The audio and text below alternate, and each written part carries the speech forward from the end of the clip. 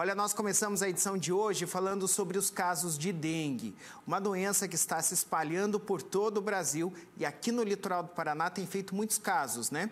Aqui na região, portanto, foi confirmada inclusive pela Secretaria de Estado da Saúde, no boletim sobre a doença desta semana, um óbito. Veja comigo. A cada semana que os boletins informativos da dengue são divulgados, a preocupação da população aumenta junto com os casos da dengue no litoral. De acordo com o último informe semanal da Secretaria Estadual de Saúde da dengue, já são 1.489 casos aqui no litoral e um óbito. No estado já são 37.516 casos da dengue e 15 óbitos. Além da dengue clássica, agora também começam a surgir casos de dengue hemorrágica. Os sintomas iniciais da dengue clássica e da grave são semelhantes nos primeiros dias. O que diferencia uma da outra são as complicações que podem ocorrer depois do quadro viral. É o que explica esta médica infectologista. Algumas pessoas, por vários motivos, podem apresentar complicações. E a complicação é a dengue hemorrágica. Aí vão aparecer fenômenos hemorrágicos, pode aparecer sangue no xixi, sangue na gengiva, sangramento nos olhos, um pequeno corte que vai sangrar muito mais durante o quadro de dengue. Ela comenta que um dos meios de se identificar a dengue hemorrágica é a chamada prova do laço. Uma forma simples que pode ser realizada por um profissional de saúde em uma unidade básica mais próxima da sua casa. Pode ser feita até em casa ou no posto de saúde, mas é melhor que seja feita por um profissional de saúde para não ter enganos, né? Onde a gente insufla um manguito de pressão, afere a pressão da pessoa, mantém esse manguito insuflado numa determinada pressão por um determinado tempo.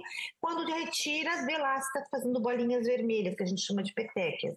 As plaquetas, a parte do hemograma lá, né, da parte do sangue que a gente vai ver, que é a parte responsável pela coagulação, elas estão diminuídas num ponto onde elas não conseguem fazer coagulação mais.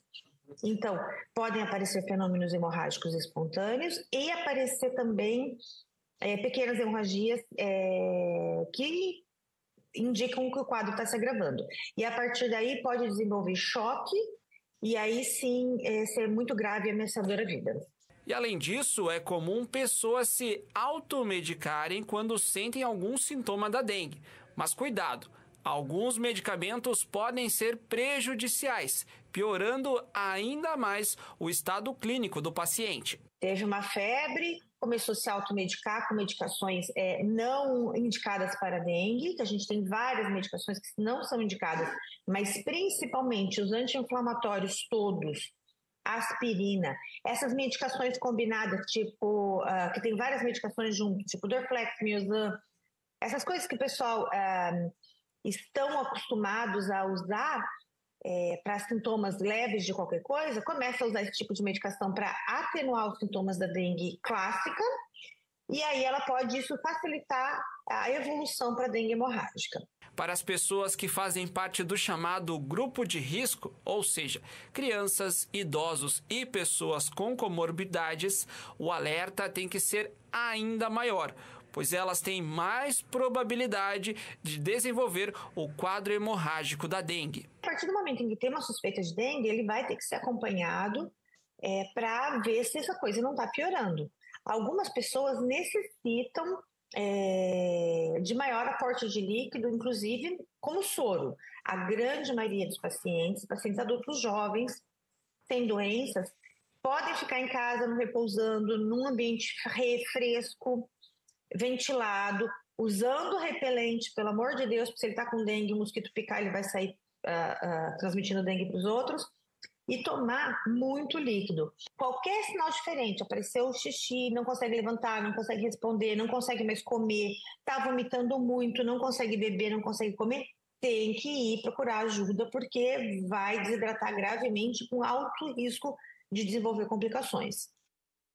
Disse tudo a doutora, né? Eu agradeço a participação dela aqui no jornal, dando esse alerta todo. E, pessoal, é o seguinte, né? A gente tem que cortar o mal pela raiz. Quando eu digo isso, é a gente cuidar ter aqueles cuidados básicos no nosso quintal de casa. A gente mostrou ali algumas imagens de potinhos que podem reter água parada, ali inclusive plantas têm esse problema também. Por isso que a gente tem que ficar atento a tudo isso sempre. Mas, além disso, a gente também pode o quê? Pode colocar telas nas janelas de casa para continuar com esse ambiente que a doutora falou ali, arejado, né? Sem que o mosquito entre para dentro de casa, e também usar o repelente. Olha, quando eu fui fazer a chamada da internet agora aqui, do nosso jornal, que a gente faz diariamente para as redes sociais, eu inclusive estava com vidrinho de repelente, porque a gente usa a todo momento. Na chamada eu falava o seguinte, olha, basicamente uso o terno aqui o dia todo, calça comprida, blusa de manga comprida.